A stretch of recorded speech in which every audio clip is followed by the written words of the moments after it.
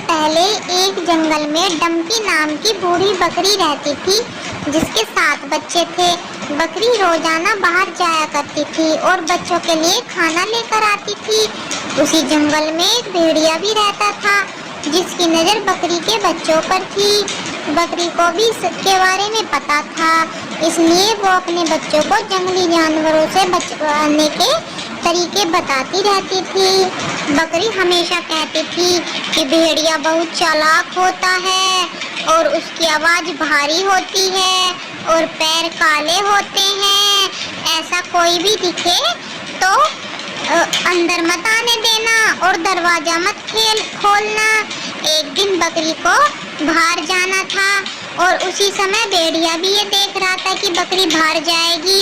जैसे ही बकरी गई, भेड़िया गुफा के बाहर आया और कहने लगा, बच्चों गेट खोलो। बच्चों ने देखा कि भेड़िए की आवाज़ तो भारी है। उन्होंने कहा, नहीं, तुम हमारी माँ नहीं हो सकती, जाओ यहाँ से। भेड़िया समझ गया कि बकरी की आवाज़ तो बहुत अच्छी है, इसलिए भेड़िया गया वापिस और उसे पता था कि शहद खाने से आवाज़ पतली हो जाती है। उसने मधुमक्खी का छत्ता देखा और शहद चखने लगा। फिर शहद चखने के बाद वह वापिस आया गुफा पर और उसने कहा बहुत ही बारीक आवाज़ में, बेटा गेट खोलो। बकरी के बच्चों ने सोचा आवाज़ तो हमारी माँ जैसी है, लेकिन उन्होंने पैर देखे तो पैर काले थे और उन्होंने कहा कि नहीं, हमारी माँ के पैर तो गोरे हैं, तुम हमारी माँ नहीं हो सकते, जाओ यहाँ से, जाओ यहाँ से। भेड़िया फिर वापस चला गया।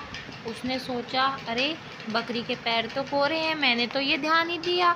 लेकिन रास्ते में आटा पीस रहा था, उसने सारा आटा लिया और अपने पैरों पर लगा गया। इस बार भेड़िए के पैर भी गोरे थे और आवाज़ भी पतली थी। उसने आकर बोला, बेटा गेट खोलो, मैं तुम्हारी माँ हूँ। सब बच्चों ने देखा कि अरे ये तो पैर भी गोरे हैं और आवाज़ भी बारीक। एक बच्चा बोलने लगा, नहीं, ये हमारी माँ नहीं है, गेट मत खोलो। लेकिन किसी ने उसकी बात नहीं मानी और गेट खोल दिए। जब सामने देखा कि वो तो भेड़िया था, उसने जल्दी जल्दी अपना थैला लिया और सारे बच्चों को भरने लगा।